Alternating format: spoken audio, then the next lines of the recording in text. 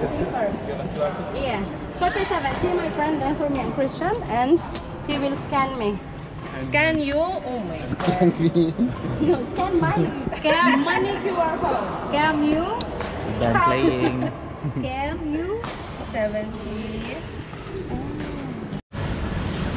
After ng badminton, magsasauna ako. So, sabi na, look, it's beautiful. So, nasa center ako kasi magsasauna ako. Katapos lang namin naglaro ng badminton and pumunta ko dito for little muscle toning and at the same time magsasauna para masarap ang tulog. Diba? Ang ganda. Ang ganda ng view ng swimming pool kapag gabi. Konti lang ang tao ngayon kasi nga holiday. So, or maybe because it's 14 minutes before 9. So, nagsuuwian na siguro sila or long weekend. So, pumunta siguro sila sa mga provinces nila or maybe nag-vacation sila, nag-long weekend sila. Yan. Medyo malamig na. Tignan mo si kuya, oh, nilalamig si kuya. Medyo malamig. So, mag-exercise, kakain ng noodles. So, mga dumplings ata. Let's check.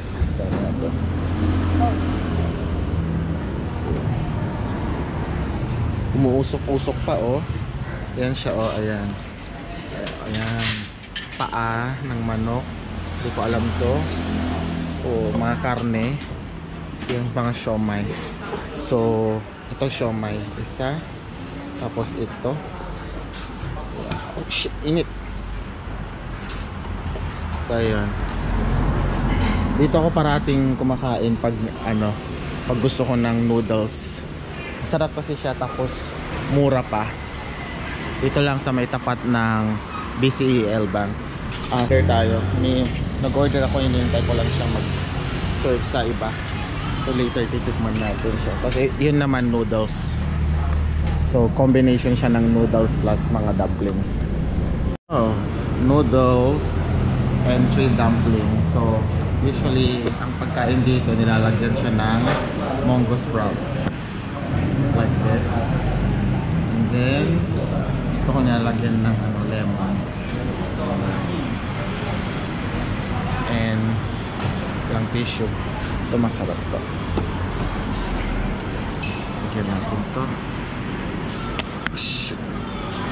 Tumalsik. Ito kasi medyo maasim siya.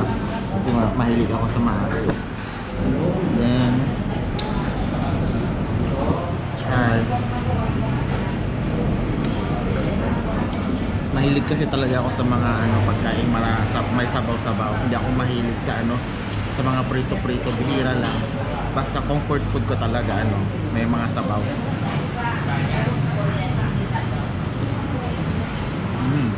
Good. Masarap siya.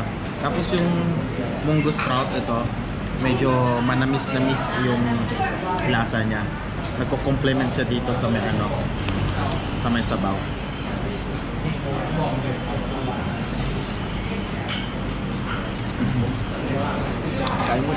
So, we have a date with my friends. Actually, nandito na sila. Kung na lang yung hinihintay. Nandun daw sila sa may sa may Joma. So, naglalakad na ako papunta dun sa may Joma. So, it's been a long time na hindi ako nakapunta dito sa may Parkson. Actually, ito lang yung shopping mall nila dito sa Lao. Actually, dalawa. Pero ito yung pinaka, let's say, high-end na mall nila. Modern. So, andun daw sila. Here we go.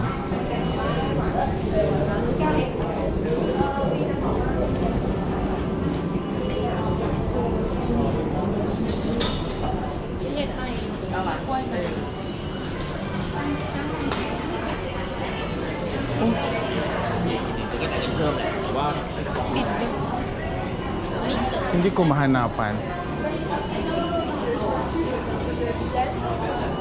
Oh, sabi na Joma. I think on the other side. Bakit wala sila?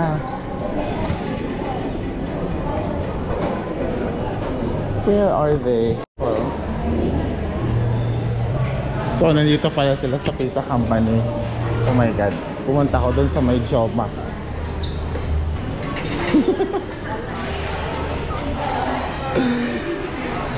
Look at this, so beautiful. Beautiful, beautiful, beautiful. Huh? Yeah, it's recording. Hi. Today we are in Pizza Company Parkson. Really, really nice place with our besties. Say hi. Say hi, Ray. Hello. Pizza Company is one of the many international restaurants that you can find in Vientiane. So today we are here. The view is just the outside part. That's Vientiane Center. We are now in front of it. Peace.